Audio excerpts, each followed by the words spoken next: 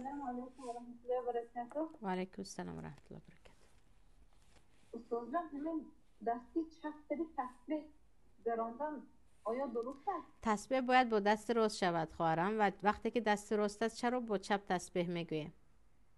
اگر شمارش رو گم نکنم گفتید، برای شمارش رو گم نکردم با این دست مثلا 10 بار گفتید و یک تا این رو محکم کردید، با 10 بار گفتید و یک بار محکم کردید، با کنیس کمک کرد، اما مخصوص راست است و دست با چپ گفتن خلاف سنت است.